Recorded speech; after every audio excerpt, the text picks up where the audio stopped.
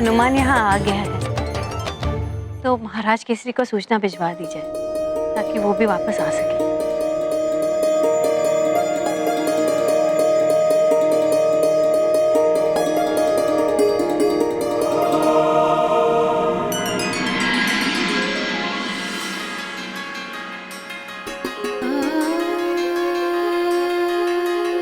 ये पुष्प बहुत सुंदर है पुत्र, किंतु मेरे जीवन उपवन सबसे सुंदर और सुगंधित पुष्प तुम हो हनुमान।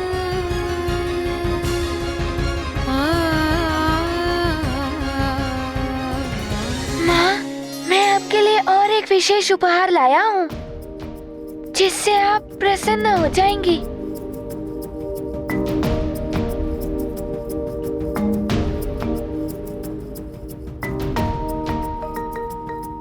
माँ,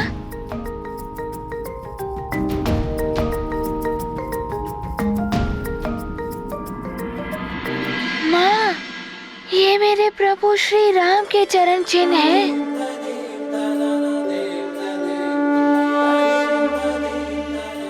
भले ही आप उनसे नहीं मिल पाई, किंतु मैं उनके चरण चिन्ह लाया हूँ।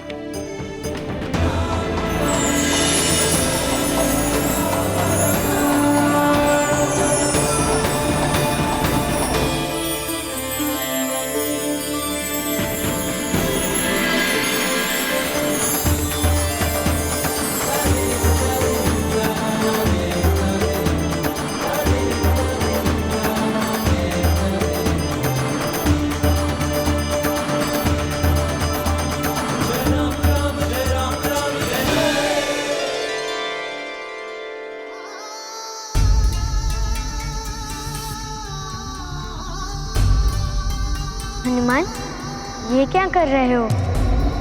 प्रभु, मैं आपके चरण चिन्ह ले रहा हूँ। आप इस पटिका पर खड़े हो जाइए और फिर आपके प्रतीक रूप में सदा मेरे पास रहेंगे।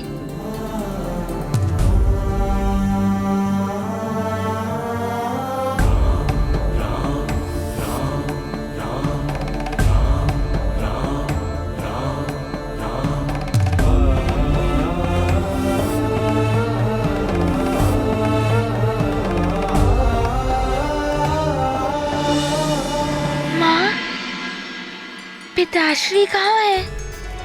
दिखाई नहीं दे रहे। तुम्हारे पिताश्री ऋषियों से मिलने पंपापुर गए। मैंने उनको सूचना भेज दी है, शीघ्र ही आ जाएंगे।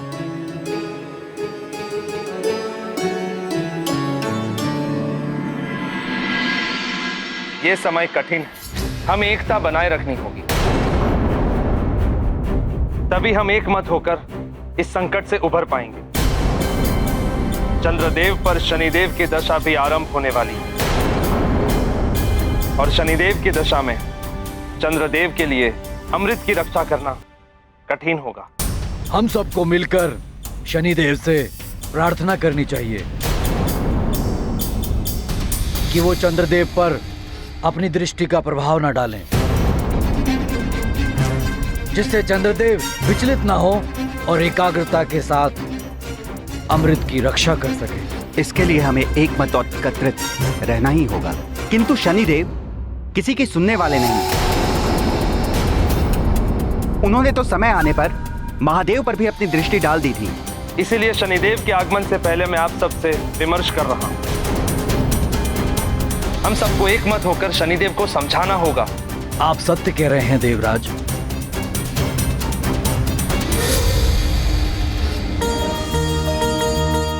वैद्यराज जी, वैद्यरानी जी, आपका बहुत आभार है हम पर, जो आपने हनुमान को पूर्ववत सामान्य कर दिया। महारानी अंजना, इसीलिए तो हम हनुमान को अयोध्या ले गए थे। हनुमान को पूर्ववत करके आपने हम पर ही नहीं, समस्त सुमेरु पर बहुत बड़ा उपकार किया है। अब आप हमें अतिथि सत्कार का अवसर प्रदान कीजिए। हाँ वैद्यराज जी, वैद्यरानी जी, आपकी सेवा करके मुझे बहुत प्रसन्नता होगी। आपके सत्कार में कोई कमी नहीं रखूंगी मैं।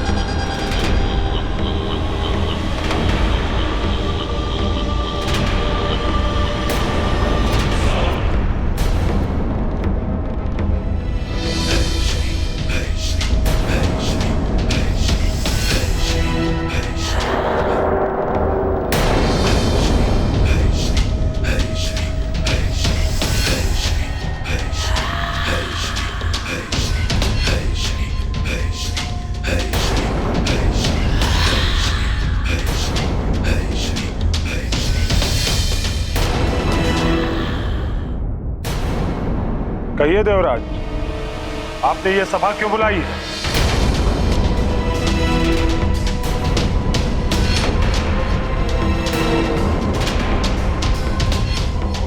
शनिदेव, आपको ज्ञात ही होगा कि महापूर्णिमा आने वाली और उसी समय चंद्रदेव पर आपकी दशा भी आरंभ होने वाली।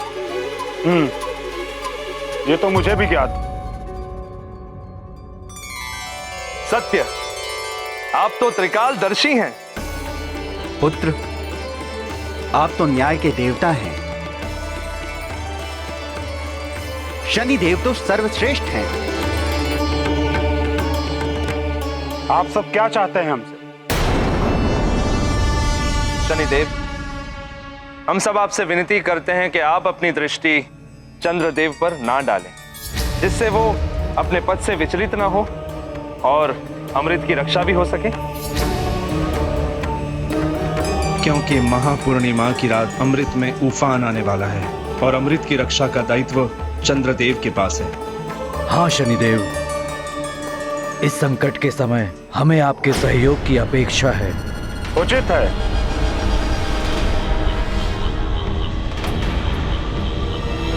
किंतु क्या हुआ शनिदेव?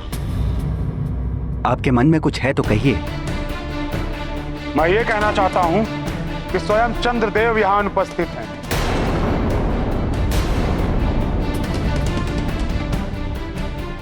जबकि सभी देवतागण यहां उपस्थित हो चुके हैं, किंतु चंद्रदेव का इस प्रकार विलंब करना अनुचित ही नहीं, अव्यवहारिक भी है। क्या इसी प्रकार करेंगे वो अमृत की सुरक्षा? कदाचित उन्हें अपने दायित्व की गंभीरता का ज्ञान नहीं है। दायित्वों की गंभीरता से मैं भली भांति परिचित हूं शनिदेव।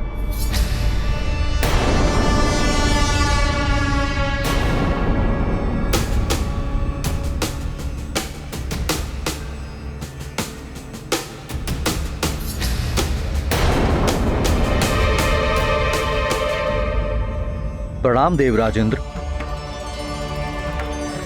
प्रणाम देवगणों।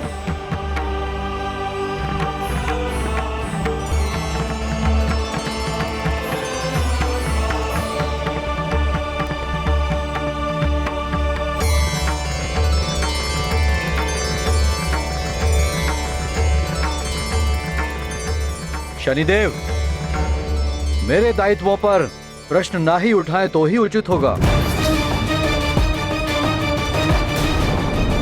मैं सप्त ऋषि, अत्रि का पुत्र, ब्रह्मांड के अधिष्ठाता, दक्ष का जमाता, उनकी 27 पुत्रियों का पति हूँ। मेरी श्रेष्ठता का प्रमाण यह है कि स्वयं महादेव ने मुझे अपने मस्तक पर धारण किया हुआ है और वे चंद्रशेखर कहलाए। मैं अपने सभी दायित्वों को स्वयं संभालने में सक्षम हूँ। चंद्रदेव, इस विशेष महापूर्णिमा के अवसर पर अमृत में अधिक उफान आने वाला है, जो चंद्रलोक सहित समस्त ग्रहों को प्रभावित कर सकता है। इसलिए आपकी सहायता है तो हम सभी यहाँ। देवराज, उचित ये होगा कि शनिदेव अपना दायित्व संभालें। मेरे उत्तरदायित्व मैं संभाल लूंगा।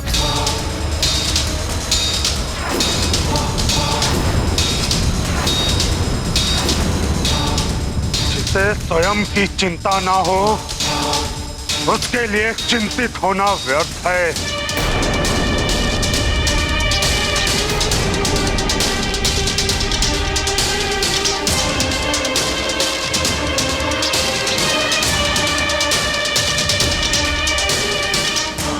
शनिदेव को तो क्रोध दिला दिया चंद्रदेव ने। कहीं शनिदेव ने पलटकर सीधे दृष्टि डाल दी चंद्रदेव पर तो अनर्थ हो जाएगा। देवराज, उचित ये होगा कि शनिदेव अपना दायित्व संभालें। मेरे उत्तरदायित्व मैं संभाल लूंगा। चंद्रदेव, अब तुम मुझसे नहीं बच सकते।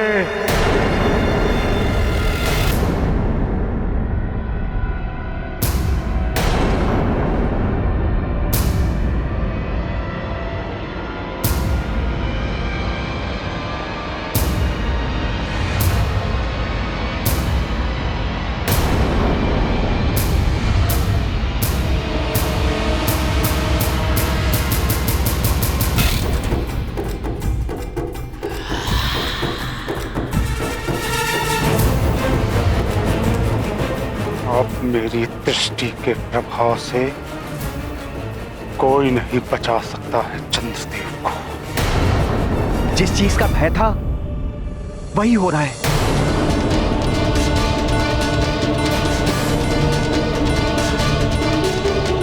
अभी तो शनिदेव ने चंद्रदेव पर आंशिक दृष्टि ही डाली है, किंतु अब पूर्ण डालकर ही शांत होंगे।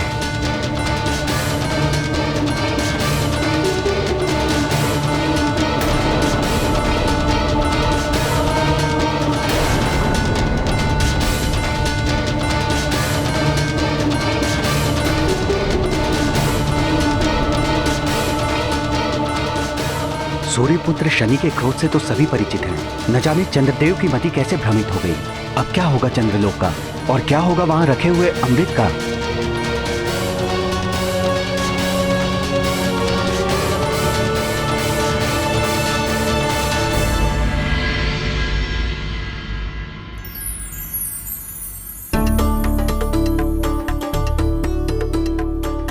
हनुमान, तुम्हारे लिए लड्डू।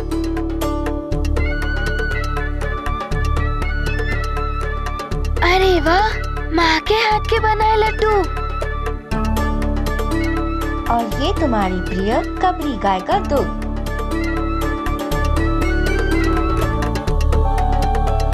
आराम कीजिए, मैंने स्वयं अपने हाथों से भोजन बनाया है।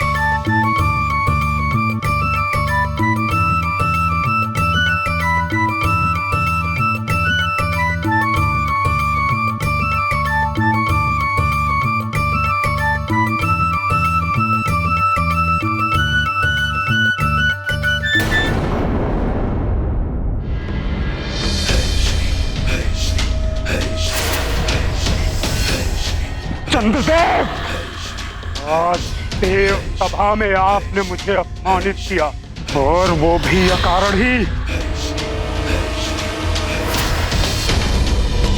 मेरे दायित्वों पर प्रश्न ना ही उठाएं तो ही उचित होगा। मैं सप्तऋषि, अत्रि का पुत्र, ब्रह्मांड के अधिष्ठाता, दक्ष का जमाता, उनकी 27 पुत्रियों का पति हूँ। मेरी श्रेष्ठता का प्रमाण यह है कि स्वयं महादेव ने मुझे अपने मस्तक पर धारण किया हुआ है, और वे चंद्रशेखर कहलाए। मैं अपने सभी दायित्वों को स्वयं संभालने में सक्षम हूँ। देवराज, उचित ये होगा कि शनिदेव अपना दायित्व संभालें। मेरे उत्तरदायित्व मैं संभाल लूंगा। प्रकाश नेत्रों को उचित मार्ग दिखाता है, किंतु तीव्र प्रकाश नेत्रों को अंधा भी कर देता है। प्रभुत्व के प्रकाश में अंधे हुए चंद्रदेव, मुझे अपमानित करने से पूर्व कदाचित आप भूल गए कि मैं शनिदेव हूं। शनिदेव, जिसकी टेढ़ी दृष्टि से ये तीनों लोग थर-थर कांपते हैं। अब मेरे कोप से आपकी रक्षा कोई नहीं कर सकता, कोई नहीं। सत्कार तो आपने बहुत अच्छा किया महारानी अंजना। अब हमारे प्रस्थान का समय हो गया है, हमें आज्ञा दें।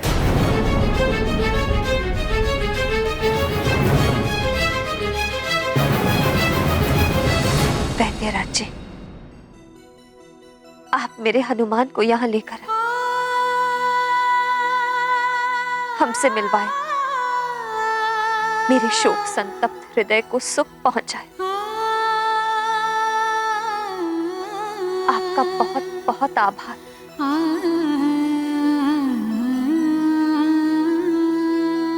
बस एक निवेदन और है, भविष्य में भी हनुमान को कभी कभी मुझसे मिलाने के लिए ले आया करिए। आपका मुझ पर बहुत बड़ा उपकार होगा।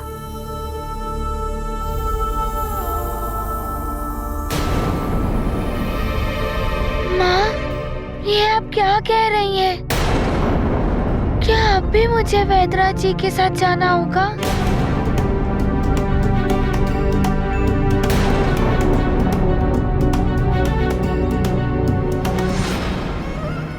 पुत्र हनुमान,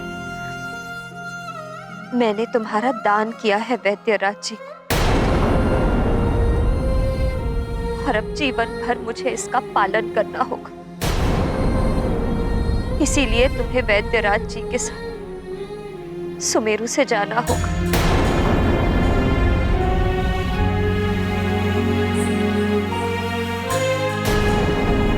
माँ, मैं आपको छोड़कर नहीं जाऊंगा।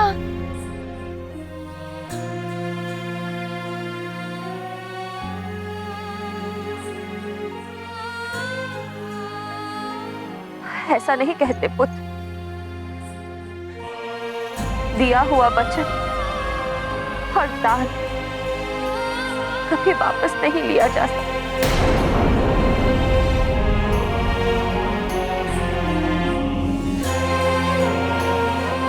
और मैं नहीं चाहती कि ऐसा करने से तुम्हें कोई हानि पहुंचे।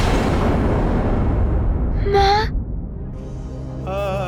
आप अपने पुत्र को अपने से दूर क्यों करना चाहती हैं? हनुमान, तुम पर अब वैद्यराज जी का अधिकार है, मेरा नहीं।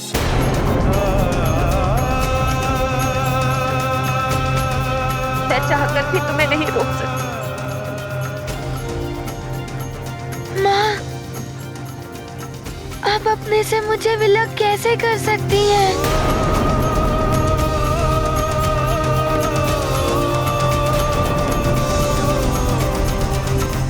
वैद्यराज जी, इससे पहले कि मेरा साहस टूट जाए, मेरा ममत्व दुर्बल पड़ जाए, आप ले जाइए हनुमान को यहाँ से।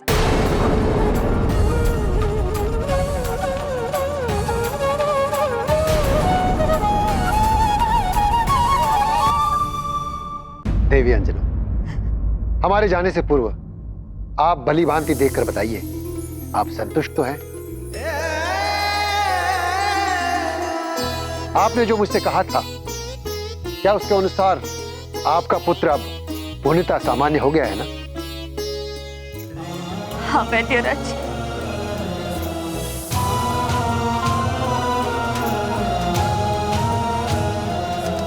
और इसके लिए आपका बहुत बहुत धन्यवाद। किंतु माता पिता को उसकी संतान की भलाई के लिए उससे दूर भी रहना पड़ता। मैं यही सोचकर प्रसन्न हो लूं कि मेरा पुत्र जहां भी है कुशलता से।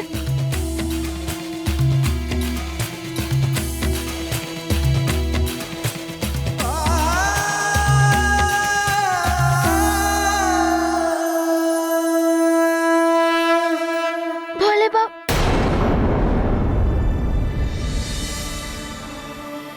एक भोले भाले पुत्र को अपनी माँ से दूर किया जाए तो माँ दुखी होंगी ना?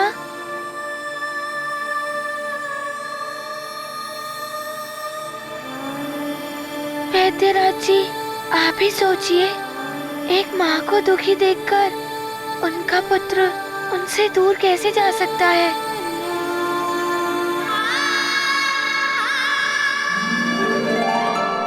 देवी अंजना,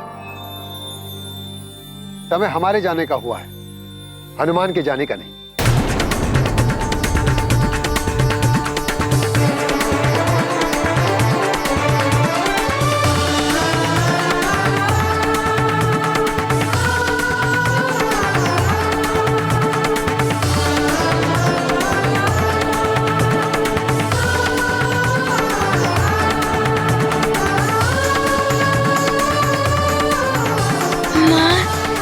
कदाचित ज्ञात नहीं होगा, ये भोले बाबा और माता पार्वती का ही चमत्कार है जो मुझे पुनः आपको लौटाने आए हैं। इससे पहले कि मेरा साहस टूट जाए, मेरा ममत्व दुर्बल पड़ जाए, आप ले जाइए हनुमान को यहाँ से।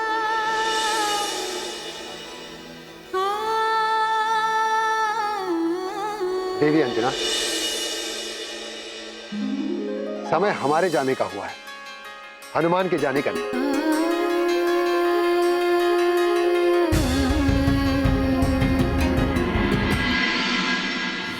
अब हनुमान अपनी मां के साथ रहेगा, अपने परिवार के साथ। मैं वैद्यराज पूर्ण प्रसन्नता के साथ स्वेच्छा से आज हनुमान का प्रतिदान हनुमान के परिवार को कर रहा हूं।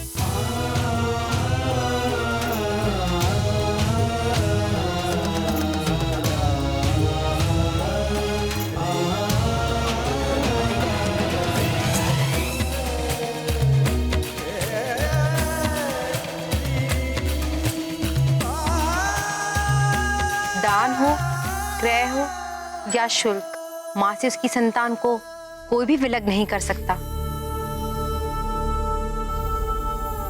और जो ऐसा करता है वो पाप का भागी होता है। आप दोनों मेरे जीवन में भगवान की भांति आए।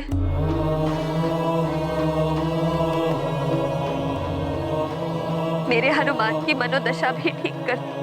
हम सदैव आपके ऋणी रहेंगे। आपको शत शत नमन। आप दोनों को शत शत नमन। पुत्र, अपनी माता का ध्यान रखना, अपने कर्तव्य निभाना। किंतु हमें मत भूल जाना।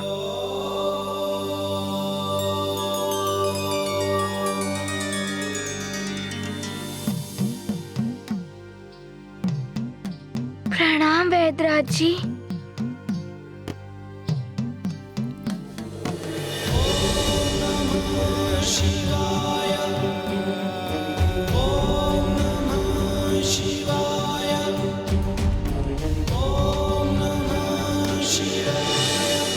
आप दोनों को भूल जाना तो स्वयं को भूल जाने के समान है। मैं आपके घर आऊंगा आपकी सेवा करने। आपका पुत्र ही तो हूँ।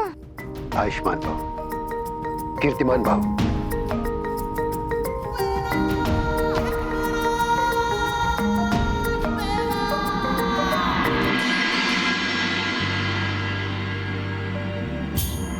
चलिए भी।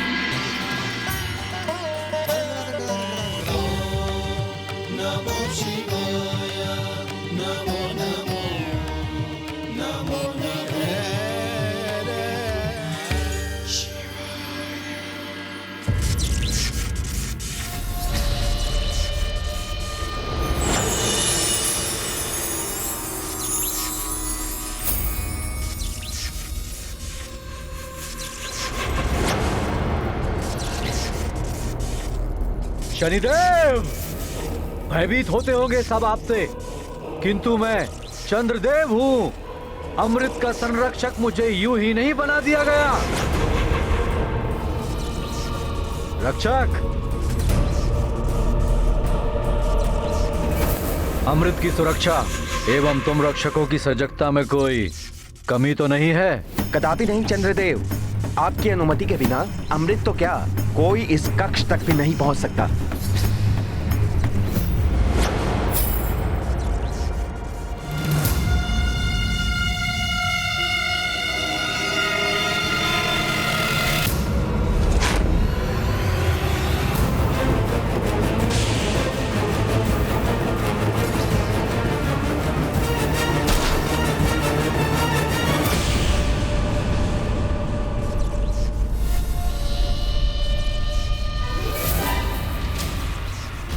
और यदि भूल से कोई प्रविष्ट हो भी जाए तो उसकी भी यही दशा होगी। और यही नहीं, अमृत कलश के चारों ओर प्रवाहित हो रही महाविनाशक विद्युत तरंगें वज्र को भी खंडित कर सकती है। काल के वशीभूत होकर ही कोई यहां पर आने की मूर्खता कर सकता है। शनिदेव, अमृत पूर्णतया सुरक्षित है मेरे संरक्षण में।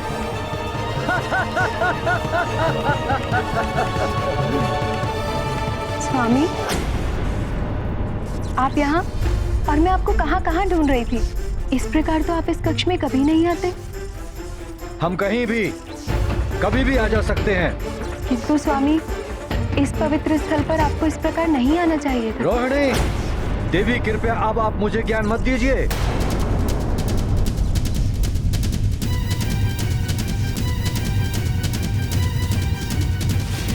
रुकिए स्वामी।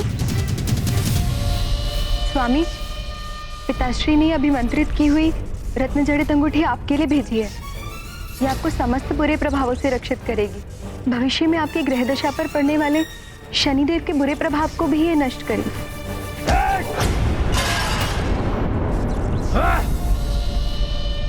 उस शनिदेव का नाम मत लीजिए मेरे समक्ष। उस शनिदेव की छाया मुझे स्पर्श भी नहीं कर सकती। तो क्या हित करेगा सूर्यपुत्र शनिदेव मेरा?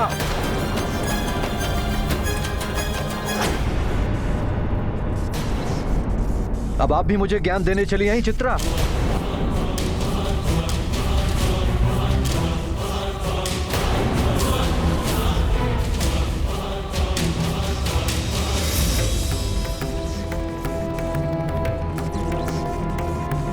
देखा चित्रा, पिताश्री ने सत्य ही कहा था।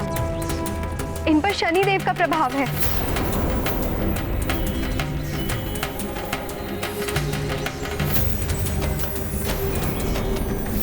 ये अच्छा नहीं हुआ रोहिणी। रोहिणी, अभी तो चंद्रदेव पर शनिदेव का सिर्फ आंशिक प्रभाव पड़ा है। जब पूर्ण शनि दशा पड़ेगी तो स्थिति और भी विकट हो सकती है। चंद्रदेव जैसे सौम्य एवं शांति प्रिय देवता का इस प्रकार रावण की ही भांति असुरीय व्यवहार करना तो अनुचित है।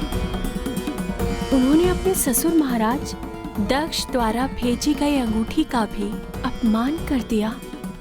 शनिदेव के प्रभाव से चंद्रदेव का समय प्रतिकूल हो गया था। ऐसा समय हर मनुष्य के जीवन में आता है।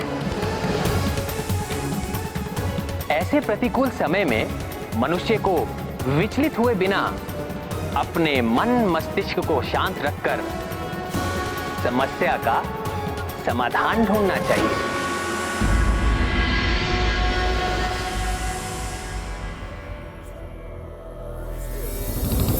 माँ,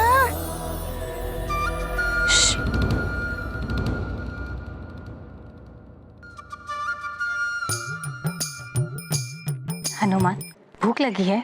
हाँ, भूख तो लगी है। पूजा समाप्त होने दीजिए, तब तक मैं प्रतीक्षा कर लूंगा। किंतु नानी, आप ये तो बताइए, माँ ये कौन सी पूजा कर रही हैं? तुम्हारी सुरक्षा, समृद्धि और सुख के लिए चंद्र दर्शन व्रत का संकल्प कर रही हैं। कह रही थी चंद्रदेव ने उन्हें तुम्हारे दर्शन कराए थे। अच्छा, चंद्रदेव ने तो मुझे भी माँ के दर्शन दिए थे।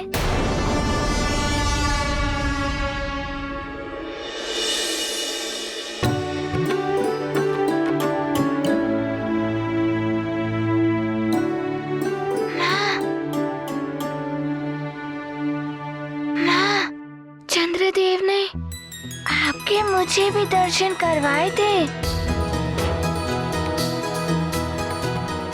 किंतु आज तो त्रयोदशी है, आप व्रत क्यों रख रही हैं? ये व्रत आज से परसों पूर्णमासी तक चलेगा। ये विशेष महापूर्णिमा की रात्रि 108 वर्षों पश्चात आ रही है। ऐसा माना जाता है कि महापूर्णिमा पर चंद्रदेव सारे जगत पर अमृत की वर्षा करते हैं, किंतु इस पूर्णमासी पर ग्रह योग के अनुसार चंद्रदेव पर शनिदेव की दशा आरंभ हो रही है। इस व्रत से तुम्हारी सुख और समृद्धि तो होगी ही, चंद्रदेव को भी पुष्टि प्रदान होगी। महारानी जी, अब आप अपनी अंजलि आगे कीजिए।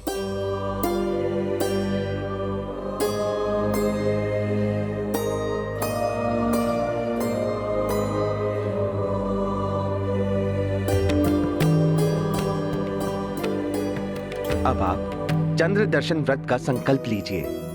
मैं जो कहूंगा आप उसे दोहराइए। मैं देवी अंजना चंद्र दर्शन व्रत का संकल्प लेती हूँ। चंद्र दर्शन व्रत का संकल्प लेती हूँ। आज त्रयोदशी, कल चतुर्दशी एवं पूर्णिमा को सारा दिन व्रत रखूंगी। एवं प्रत्येक दिन चंद्र दर्शन के पश्चात ही अन्न जल ग्रहण करूंगी। मेरा ये व्रत पूर्णिमा को चंद्र दर्शन के पश्चात ही पूर्ण होगा।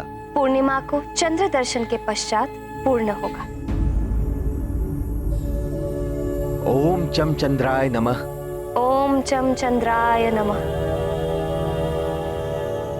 सामग्री यहाँ डाल दीजिए।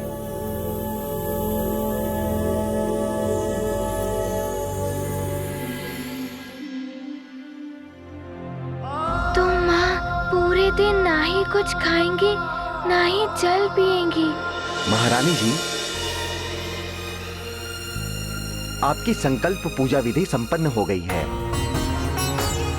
चंद्रदेव आपको और आपके परिवार को सुख और समृद्धि प्रदान करेंगे। प्रणाम पुरोहित जी। धन्यवाद। आप लोग दक्षिणा और भोजन ग्रहण कर ही जाइएगा। अवश्य। माँ, आपका कल्याण हो युवराज। हनुमान, उपवन में चलो, फल खाएंगे। हाँ हनुमान, बहुत दिनों पश्चात आज क्रीड़ा में आनंद आएगा। माँ, मैं जाऊं? भोजन तो कर जाओ। आप तो मेरी भलाई के लिए सारा दिन व्रत रखेंगी, मैं कैसे कुछ खा पाऊंगा? माँ, मुझे भूख नहीं है, मैं जाऊं? ठीक है, जाओ, किंतु दूर मत जाना। अच्छा माँ। शीघ्र आ जाना पुत्र। हनुमान, अरे ये कहाँ चला गया? अभी तो कह रहा था कि भूख लगी है। बच्चे हैं माँ, क्रीड़ा के समय भूख प्यास सब भूल जाते हैं। नील, ये लो तुम्हारे लिए फल। हनुमान, तुमने कैसे पिशाचों को परास्त किया? हाँ, पिशाच तो बड़े भयानक होते हैं। बताओ ना क्या हुआ था? बातें बाद में करेंगे, बहुत दिन हो गए क्रीड़ा का आनंद नहीं लिया। आज क्रीड़ा का आनंद लिया जाए। किंतु किस क्रीड़ा का आनंद ले? हनुमान तो अपनी शक्तियों से हमें परास्त कर देगा। हनुमान, तुम हमें वचन दो, तुम क्रीड़ा में वरदानी शक्तियों का उपयोग नहीं करोगे। तो ठीक है, मैं वचन देता हूँ, अच्छा कौन सा खेल खेलेंगे? कुछ ज्ञान मुझसे भी ले लो। कंदूक प्रहार क्रीड़ा कैसी रहेगी? बहुत अच्छा रहेगा। तो चले। देखो मैं तृतीय तक गिनूंगा और जिसने तृतीय पर ये कंदूक उठा ली वो पहले प्रहार करेगा। सावधान। प्रथम, द्वितीय और तृतीय। मैं पकड़ूंगा, तुम्हें पकड़ूंगा। हाँ, इधर देना। मैं लूंगा। रुको, तुमने कंदूक फिर से उठा ली? तुम वरदानी शक्ति का उपयोग कर रहे हो। नहीं, मैं तो दौड़ कर आया। तुम ही शीघ्रता से नहीं दौड़ रहे थे, तो मैं क्या करूं? अच्छा, तो तुम किसी और पर प्रहार करो तो मैं भी दौड़ सकूं। फिर देखते हैं ये कंदूक पहले तुम उठाते हो या मैं उठाता हूँ। अच्छा, तो ऐसा है। संभलो सुशील।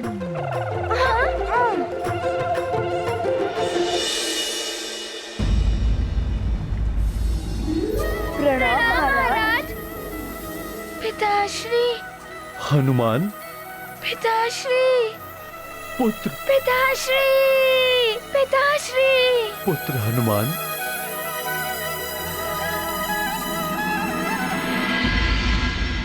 पिताश्री। पिताश्री। पुत्र हनुमान।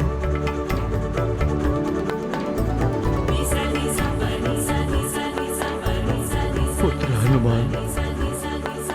पिताश्री।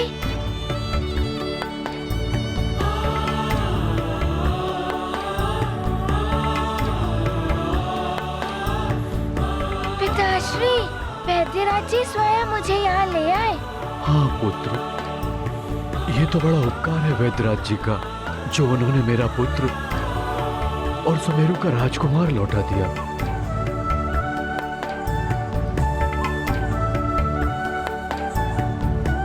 प्रणाम मंत्री जी।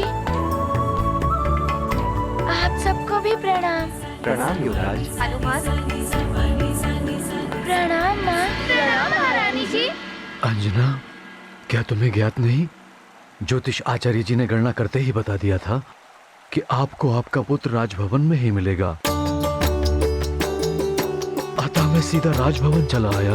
तब तो बड़े विद्वान होंगे ज्योतिष आचार्य जी। हाँ पुत्र। मंत्री जी। जी। युवराज हनुमान के आने पर भव्य उत्सव का आयोजन किया जाए। सभी गणमान्य नगरवासियों को आमंत्रित किया जाए। जो आज्ञा महाराज। पुत्र हनुमान, तुम ही बताओ किस प्रकार का उत्सव चाहते हो तुम? मित्र हनुमान, उत्सव महल के प्रांगण में हो, ढोल मंजीरे बजे। हाँ, सब विभिन्न रंगों के वस्त्र आभूषण धारण कर आए, अबीर गुलाल उड़े। थोड़ा ज्ञान मुझसे भी ले लो हनुमान। वहाँ बहुत सारा मिष्ठान हो, विभिन्न पकवान हो।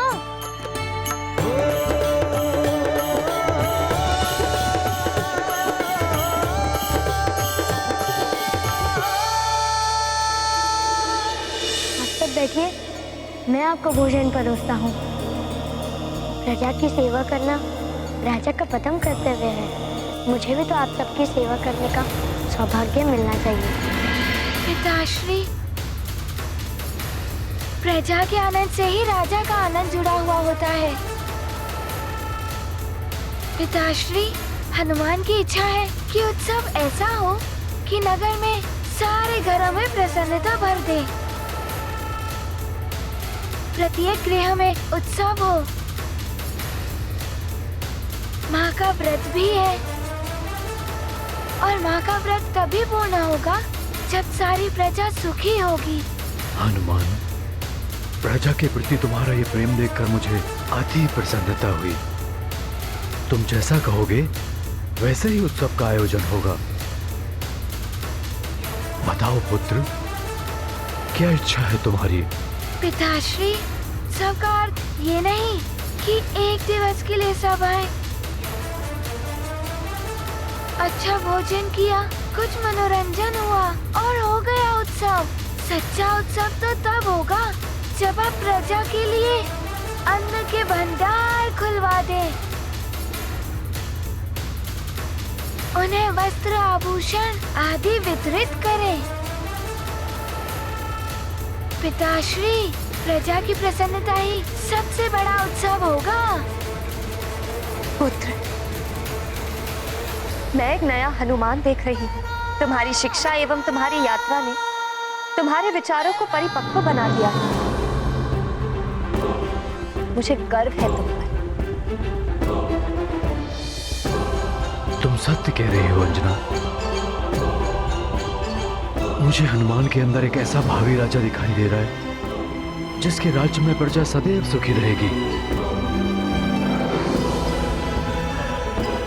मंत्री जी, सभी प्रजाजनों के लिए अन्न के भंडारे खोल दिए जाएं, वस्त्र आभूषण बंटवाए जाएं और जिनके पास रहने के लिए घर नहीं है उनके घर की व्यवस्था की जाए। जो आज्ञा महाराज।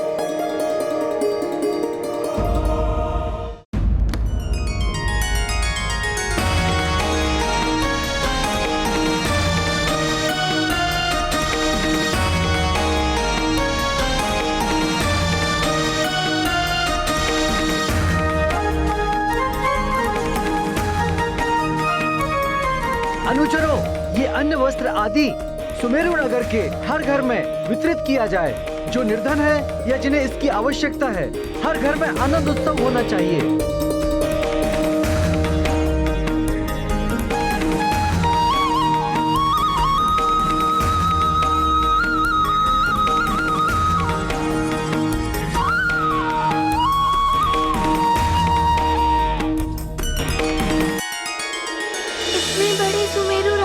सबको अन्न वस्त्र पहुंचाने में तो बहुत समय लग जाएगा।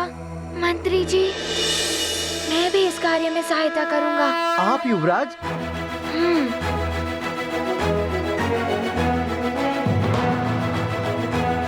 माँ, मुझे दाल चाहिए। घर में है ही नहीं दाल, तो दूं कहाँ से? हनुमान जैसे युवराज पाके हम तो धन्य हो गए।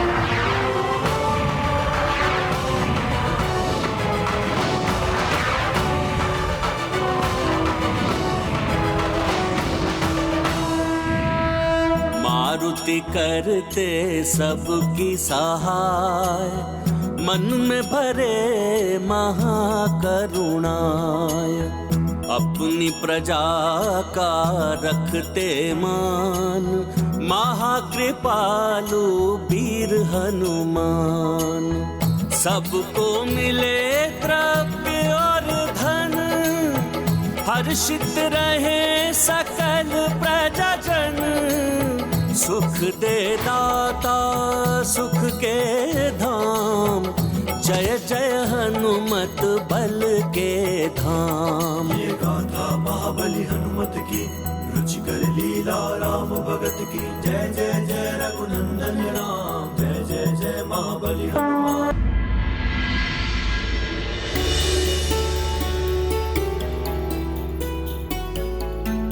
माँ, मैंने अपने हाथों से सबको बहुत सारी वस्तुएं बांटी, तो सब बहुत प्रसन्न थे। मुझे भी बहुत आनंद आया। पुत्र हनुमान, जो औरों को अपना सुख, वस्तुएं और भोजन बांटकर आनंदित होता है, जो औरों को सुख देकर प्रसन्न होता है, उसे ही जीवन का सच्चा सुख मिलता है।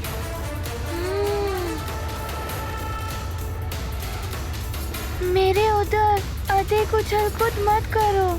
मुझे ज्ञात है हनुमान को भूख लगी है, किंतु माँ भी तो भूखी है। उनकी पूजा तो समाप्त होने दो। माँ, मैं भी आपके कार्य में हाथ बटाऊं?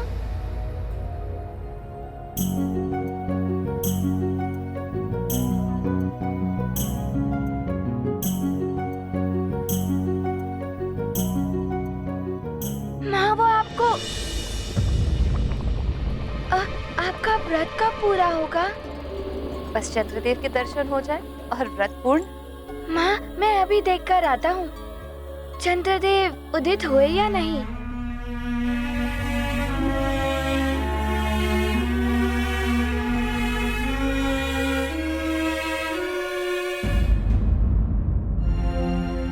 चंद्रदेव कहाँ हैं आप? शीघ्र उदित होइए। ना जाने चंद्रदेव कब उदित होंगे। आज ही विलंब करना था उन्हें। उतावले मत हो पुत्र, चंद्रदेव तो अपने समय अनुसार ही उदित होंगे। माँ, मुझे तो प्रतीत हो रहा है कि आज चंद्रदेव अधिक विलंब कर रहे हैं।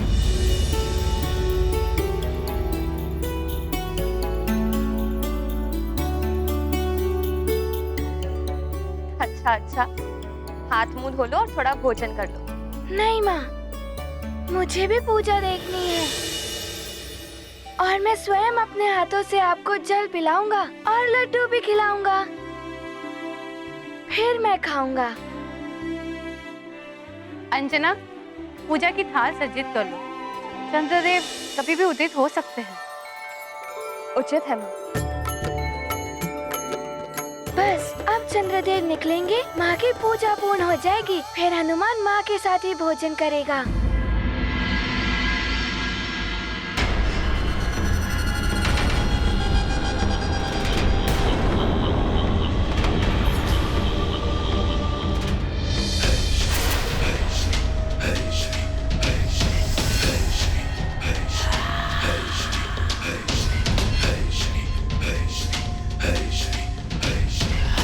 चंद्रदेव, बहुत अभिमान है आपको अपने प्रजापति दक्ष के जामाता होने पर।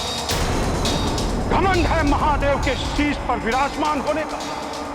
अब देखना कैसे मैं आपके घमंड को तोड़ता हूं। देव सभा में मैंने आप पर आंशिक रूप से दृष्टिपात किया, किंतु अब मैं आप पर पूर्ण रूप से दृष्टिपात करूंगा। ये लीजिए माँ, पूजा की थाल सज्जित हो गई। देख लीजिए, ठीक है ना?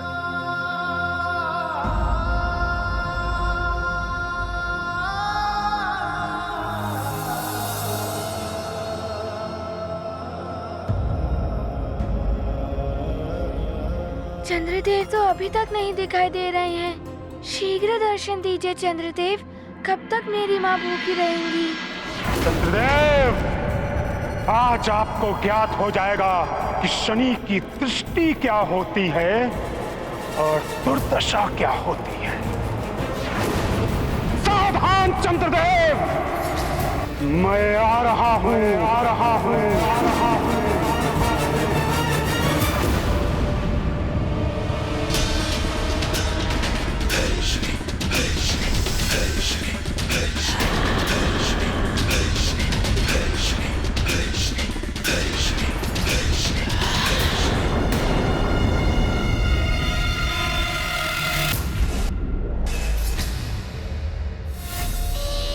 स्वामी, इस प्रकार निश्चिंत बैठने से कुछ नहीं होगा। शनिदेव के प्रकोप को रोकने के लिए कुछ तो कीजिए स्वामी। चित्रा, रोहिणी, मुझे किसी का भय नहीं है। भुजंगों के लिपटने से चंदन विषाक्त नहीं हो जाता। प्रणाम चंद्रदेव। आपके ससुर श्री प्रजापति महाराज दक्ष को जो आपने संदेश भेजा था, उसका उत्तर दिया है प्रजापति ने। पिताश्री का संदेश? कहिए दूत, क्या संदेशा भेजा है पिताश्री ने? चंद्रदेव, महाराज दक्ष ने कहलाया है कि आपके और शनिदेव के बीच इस विवाद को शीघ्र विराम देना संसार के हित के लिए बहुत आवश्यक है और इसके लिए आपको विवेक से कार्य लेना चाहिए। उचित होगा आप शनिदेव से क्षमा याचना कर लें। मैं अविवेकी नहीं हूं। जो महाराज दक्ष मुझे विवेक का पाठ पढ़ाने चले हैं, मैं चंद्रदेव, मैं क्षमा मांगूंगा शनिदेव से। जाओ, जाके कह देना प्रजापति दक्ष को कि मुझे उनकी सलाह की कोई आवश्यकता नहीं है।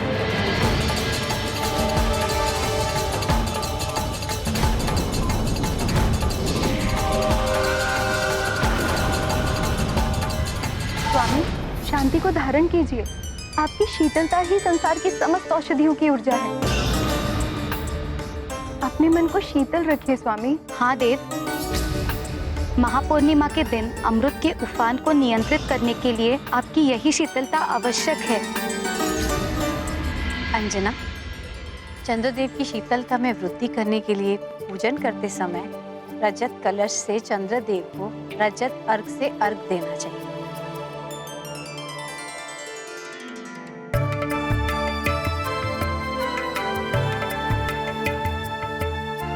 महारानी जी, बहुत अच्छा लग रहा है आपको इस प्रकार प्रसन्न देखकर।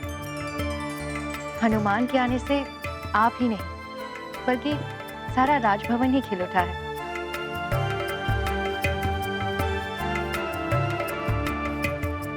माजरिका, हमारा हनुमान है ही ऐसा पुष्प, जहां भी जाता है सुगंध बिखेर देता है।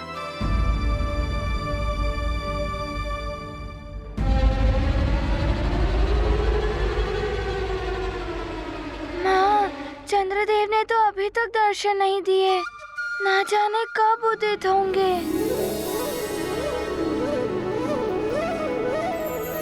नारायण नारायण।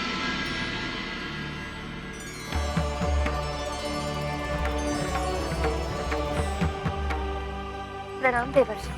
प्रणाम देव ऋषि। प्रणाम देवर्षि। महारानी अंजना, प्रतीत होता है कोई विशेष पूजा करने वाली हैं आप। महापूर्णिमा आ रही है ना देवर्षि। 3 दिनों का चंद्र दर्शन व्रत रखा है हनुमान के लिए, उसकी कुशलता के लिए। महापूर्णिमा की रात्रि को चंद्र दर्शन के साथ ये व्रत संपूर्ण हो जाएगा। नारायण नारायण, ये आपने बहुत अच्छा किया देवी अंजना। इस बार की महापूर्णिमा विशेष पूर्णिमा है जो 108 वर्ष के पश्चात पड़ रही है। ये व्रत जो करेगा उसे उत्तम फल प्राप्त होगा। परंतु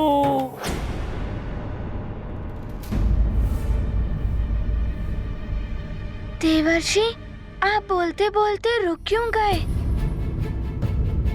कोई समस्या है क्या? नारायण नारायण, समस्या तो नहीं है, परंतु समस्या आ सकती है, क्योंकि चंद्रमा पर शनि दशा का योग बन रहा है। शनि देव की दृष्टि से ग्रसित होने वाले हैं चंद्रदेव। स्वामी, शनिदेव की दृष्टि के प्रकोप को कम करने के लिए ही पिताश्री चिंतित हैं। इसीलिए उन्होंने आपको ऐसा सुझाव दिया होगा। क्या उन्हें ये शोभा देता है रोहिणी कि उनका जमाता किसी से क्षमा मांगे? रोहिणी, मेरा कोई कुछ अहित नहीं कर सकता। शनि दशा बड़ी दुखदाई होती है स्वामी। बड़े बड़े देवता भी शनि दशा से पीड़ित हुए हैं। कितने ही राजा रंक बन गए शनिदेव की वक्र दृष्टि के प्रभाव से।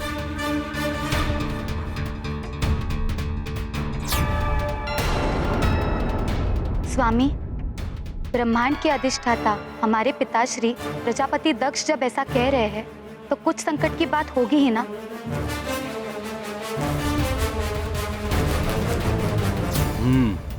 यदि ऐसा है तो पहले मुझे अपनी दिव्य दृष्टि से देखना होगा कि शनिदेव हैं कहां और क्या कर रहे हैं वे।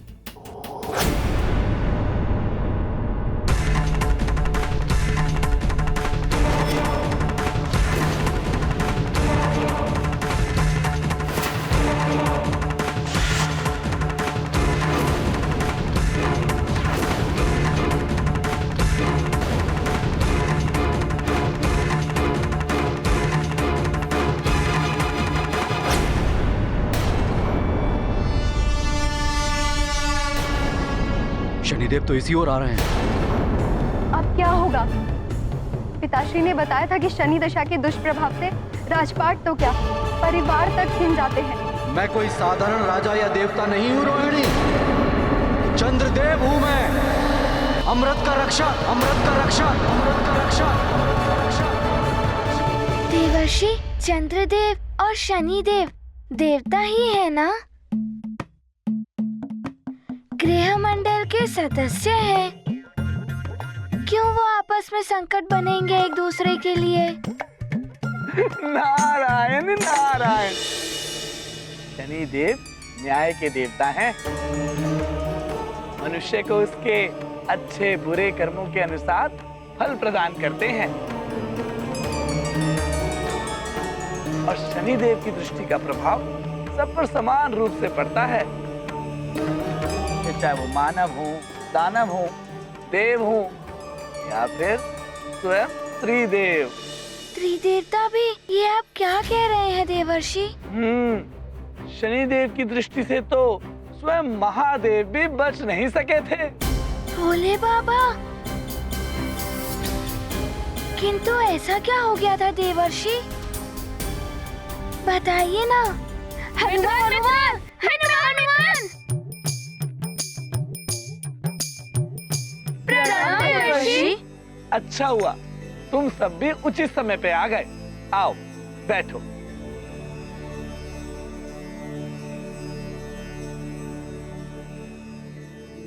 मित्रों, देवर्षि भोले बाबा और शनि देव की रोचक कथा सुनाने वाले हैं। अरे वाह, हम भी सुन लेंगे। सुनाइए देवर्षि। नारायण नारायण। अरे सुनाता हूँ। ठहरे रहो और ध्यान से सुनो। ये बहुत समय पूर्व की बात है।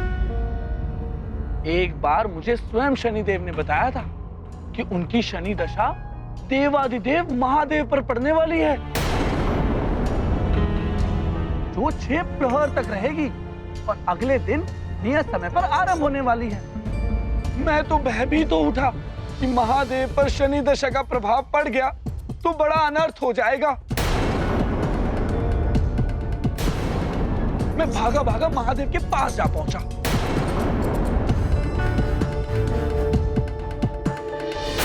नारायण नारायण। प्रणाम महादेव। प्रणाम देवी महेश्वरी।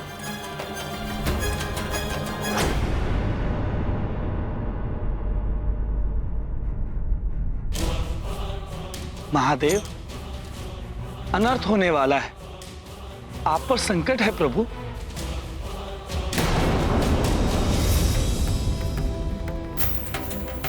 स्वामी पर संकट? ये क्या कह रहे हो देव ऋषि? सत्य कह रहा हूं देवी। अभी अभी मुझे ज्ञात हुआ तो मैं सीधा यही चला आया। आप पर 6 प्रहर के लिए शनि देव की दृष्टि पड़ने वाली है। देव ऋषि, शनिदेव मेरे शिष्य हैं। वो अपने गुरुदेव का अनिष्ट नहीं करेंगे। आपको भ्रम हुआ। प्रभु, मुझे स्वयं शनिदेव ने बताया है ये। नियत समय पर शनि दशा अपना प्रभाव डालेगी ही आप पर।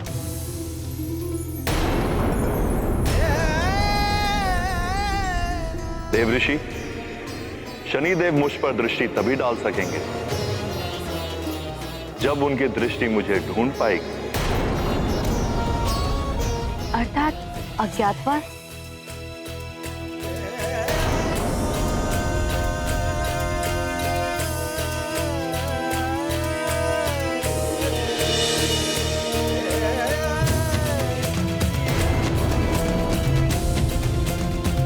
किंतु महादेव जाएंगी कहाँ? अज्ञातवास? किंतु देवर्षि, भोले बाबा अज्ञातवास के लिए कहाँ गए थे? नारायण नारायण।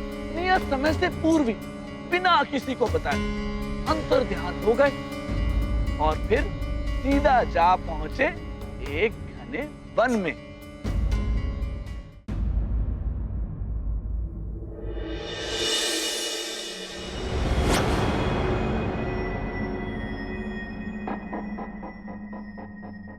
ये वन तो बहुत घना है,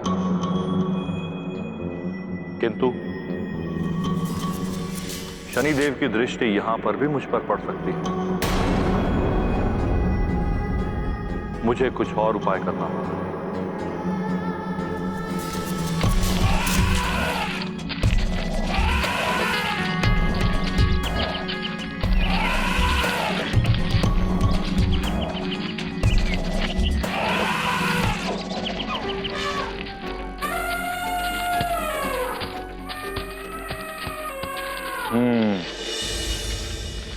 गज व्रत। यदि मैं गज रूप धारण कर लूं, तो शनिदेव मुझे नहीं पहचान पाएंगे।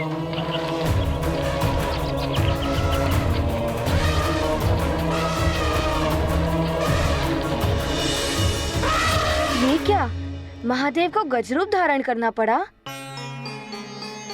तो फिर क्या हुआ देवर्षि, शीघ्र बताइए। नारायण नारायण,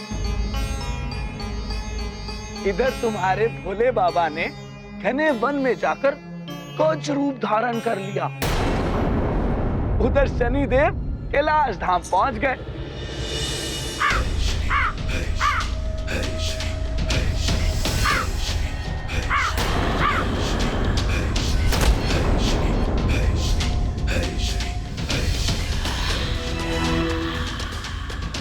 प्रणाम देवेश्वरी। प्रणाम शनिदेव। स्वागत है आपका कैलाश में। देवी, महादेव कहाँ हैं? कैलाश में कहीं दिख नहीं रहे। मुझे तो ज्ञात नहीं है उनके बारे में, वो बिना बताए ही कहीं चले गए हैं। अच्छा, कोई बात नहीं, मैं स्वयं उन्हें ढूंढ लूंगा। मुझे आज्ञा दें आप। प्रणाम।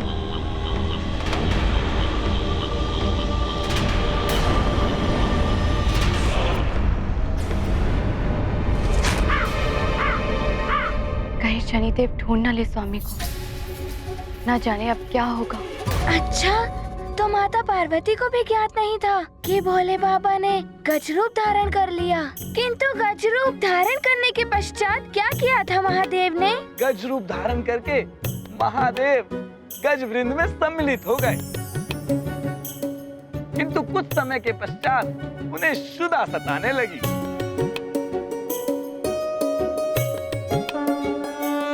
शनि प्रकोप का नहीं निदान, गज स्वरूप हुए शिव भगवान। वन वन भटके हो भय आकुल, विश्वनाथ शनि कोप से व्याकुल। गजरूप रखा तो अब क्षुधा भी लग गई, अब क्या करूं मैं? क्या करूं? क्षुधा तो बढ़ती ही जा रही है।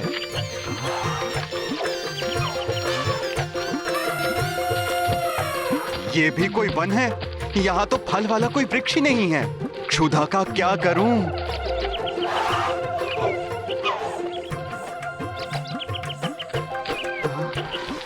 ये सभी गज तो घास खा रहे हैं। प्रतीत होता है कि मुझे भी इन सब की भांति ही इस घास का ही भोजन करना होगा। क्षुधा भी बढ़ रही है। महादेव, इसी से क्षुधा शांत करो।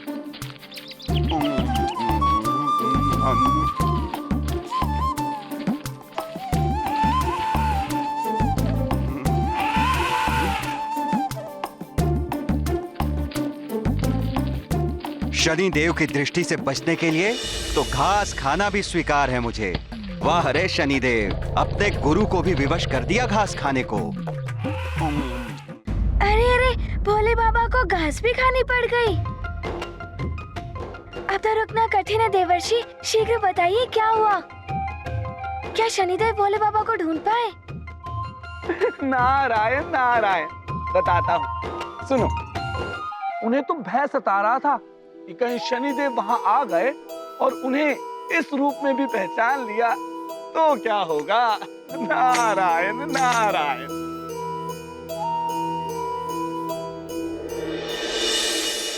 अब ये ध्वनि कैसी?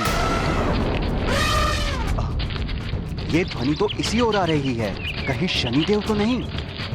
ये तो आखेटक हैं। ओहो, अब तो ये नया संकट खड़ा हो गया। ये आखेटक तो इसी ओर आ रहे हैं।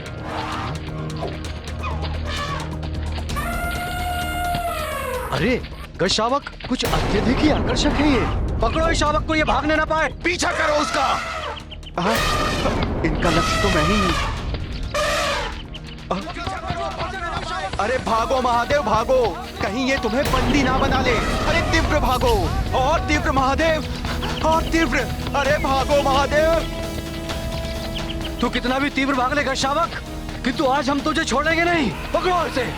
अरे ये आखेटक तो मेरे ही पीछे पड़ गए। बस फिर क्या था, महादेव आगे आगे आखेटक पीछे पीछे, महादेव आगे आखेटक पीछे, महादेव आगे आखेटक पीछे। अरे रुकिए मत देवर्षि, आगे बताइए।